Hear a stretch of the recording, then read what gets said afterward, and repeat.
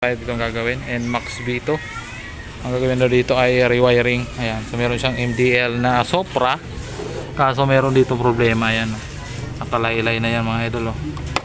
So tatanggalin na natin yan at naka dual horn setup, tapos papalitan natin ng fairings. So yung mga gas-gas, so bagong bago daw ito. So ang odo, tingnan natin yung odo kung ilan. So 3,500 yun. So may mga gas-gas, tapos ito papalitan daw natin na may ilaw kabilaan. Yun lang naman.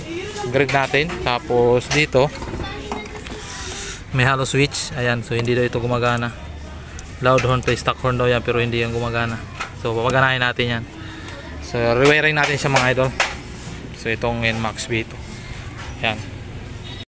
After natin matanggal yung fairings niya, at ito na yung tumambad sa atin. Ayan. So mapansin yung mga idol ay mali yung pagkakabit ng kanyang busina. So hindi yan dapat dyan. So mamaya pakita ko sa inyo yung tamang pwestuhan ng busina ng NMAX V2 para doon sa mga mag-DIY, no? So tapos ito yung balas ng MDL, din ito yung ating pop-up doll, pero yung pop-up doll niya mga idol ay tatanggalin na natin yan. At hindi na natin ikakabit yan dahil bukod sa local ito ay hindi na daw ito gagamitin. So ang gagawin natin, rewiring talaga tayo mga idol, at lilinisin natin, tatanggalin natin yung mga wirings. At ito mapansin nyo, yung wirings niya sa busina ay pinutol na rin. Tapos, so yun lang naman mga idol. Bali, umpisa na natin tong rewiring para gumana na to lahat. Mamaya papakita ko sa inyo kung working na ba siya o hindi. So since meron siyang momentary na passing, tapos ito, so gagawin natin dito dahil one relay setup siya. So ito yung common ng ating three-way switch. So ngayon, ito yung wire ng ating passing, dalawa. So ito yon. So para hindi masyadong magulo yung ating wiring, ang gagawin natin dyan mga idol, itong common ng ating, kahit salin dyan sa paa na yan, isasama natin siya dito sa common ng ating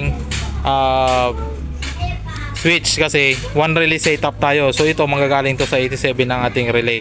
Tapos ito may pupunta na ito diretso mismo dito sa ating balas, dito sa high and low nya.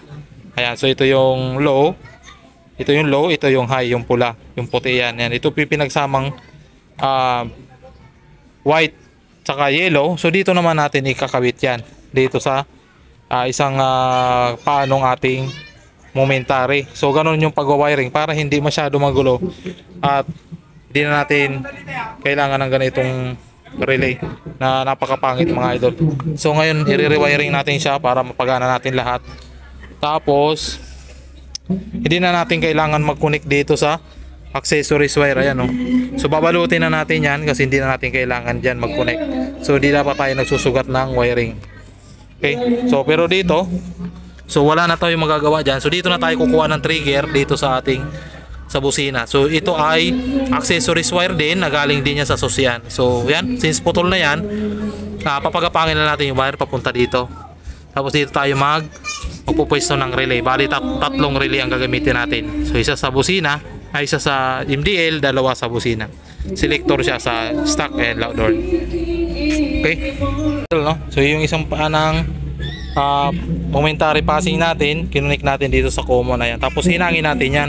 Tapos ito direkta na to sa dudugtong natin ng wire. Ito pagapang natin doon sa unahan.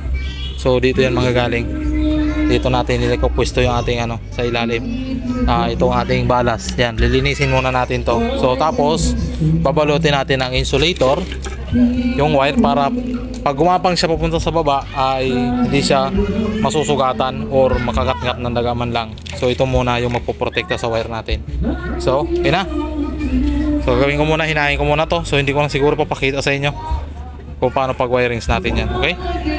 At pagkatapos nga natin maayos yung wiring, ito na siya mga idol, naka-insulator na. Ayan, mapapansin nyo, nakagapang na siya papunta dito sa ilalim.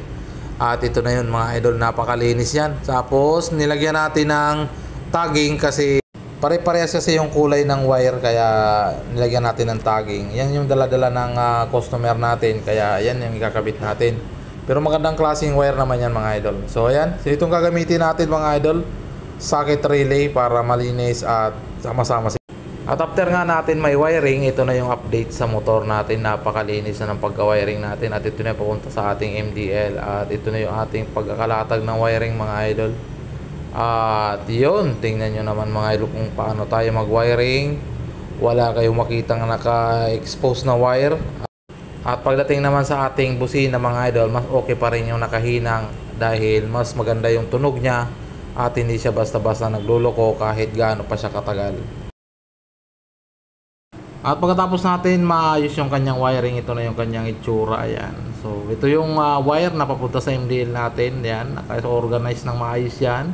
At ngayon ay ipipakita ko sa inyo kung saan yung tamang pwesto ng busina dito sa NMAX B2 para maganda yung tunog talaga niya mga idol. Ganito mga idol yung pwesto ng isa. Kung makikita nyo ay nakaipit yan dyan sa may ECU. Lagyan natin ng bracket yan. Tapos dito naman sa kabila, ayan. So kahit Bosch Europa mga idol ay kasyang kasya dito sa NMAX B2. Basta ganito yung pormahan, ganito yung pwesto ng kanyang busina. At dito naman sa ating relay mga idol, at ito naman yung kanyang pwesto. At naka-insulator yan at balot na balot ng insulator yan mga idol at wala kayong makitang kalat dyan. Kapit na natin. Yan, may fuse tayo yan mga idol. Ayan. So 15 amps. Tapos yan, ating negative. Okay, so yan na. Testing na natin.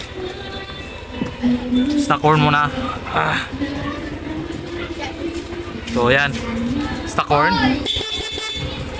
Pinindot natin niya, ilaw yan. Louder na mga idol. Wow.